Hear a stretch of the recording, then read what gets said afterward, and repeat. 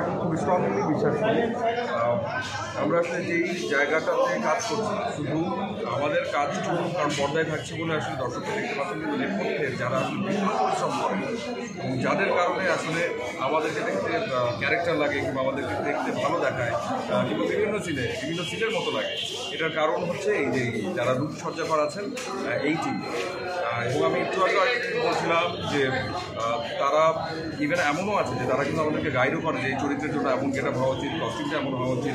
Even কখনো কখনো এমনও হয় যে তারা নিজের থেকে নিজ দায়িত্বে অনেক কিছু অ্যারেঞ্জ করে দেয়। এবং আমি এটা বিশ্বাস করি যে তাদের দেখার জন্য ভীষণ স্ট্রং, তারা আমাদের ভুলগুলো খুব ভালো দেখেন, আমাদের ঠিকঠাকগুলোও ভালো বোঝেন। তো তাদের কাছ থেকে একটা অ্যাওয়ার্ড, একটা সম্মাননা, এটা আমার কাছে পরম প্রাপ্য।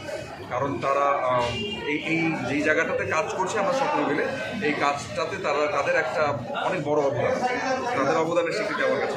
সজল ভাই, 2024 শেষ হলো, 25 শুরু হলো। 2024-এ কি অপ্রাপ্তি ছিল এবং 25-এর জন্য কি আপনার প্রত্যাশা রয়েছে?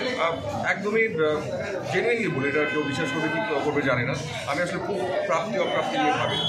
কারণ জীবনটাই হচ্ছে আসলে আপনি যে অনেক কিছু আপনি পাবেন, আপনার আজাইতে পাবেন, আবার অনেক কিছু আপনি অনেক চেষ্টা করেও পাবেন। তাই অনেক বেশি ভাবনার কোনো কারণ নেই।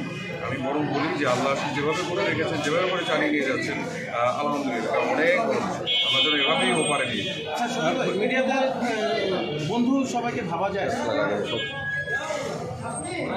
খুব কঠিন প্রশ্ন, সেটা আসলে মিডিয়া বলে আমি বলবো না, এটা আসলে সব ক্ষেত্রেই তাই।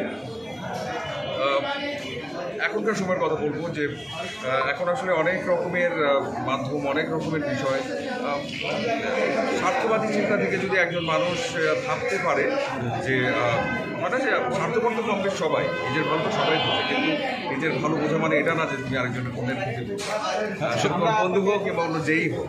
আমরা আপনাকে বেশিরভাগই রোমান্টিক নায়ক হিসেবে দেখি। সামনে কি রোমান্টিক কাজ দেখবো?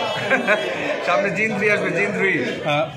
সজল ভাই, যেহেতু এটা মেকআপ রিলেটেড একটি অনুষ্ঠান এবং মেকআপ নিয়ে আপনি অনেক কথা বললেন, এমন কি কখনো হয়েছে যে নিজের চেহারা মেকআপ দেওয়ার পর নিজেই চিনতে পারছেন না?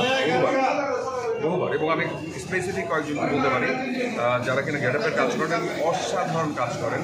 কারণ আমাদের তেমন বাজেট হয় না, আমাদের এই টিমটা এবং ইভেন আমরা সকলেই একটা এক্সপেরিমেন্টাল কাজের জন্য যে পরিমাণ আসলে অর্থের প্রয়োজন পড়ে, সেই যোগানটা আমাদের থাকে না। কিন্তু তারা শুধুমাত্র তাদের মেধায় এবং এফোর্ট দিয়ে সেই জায়গাটা তৈরি করে।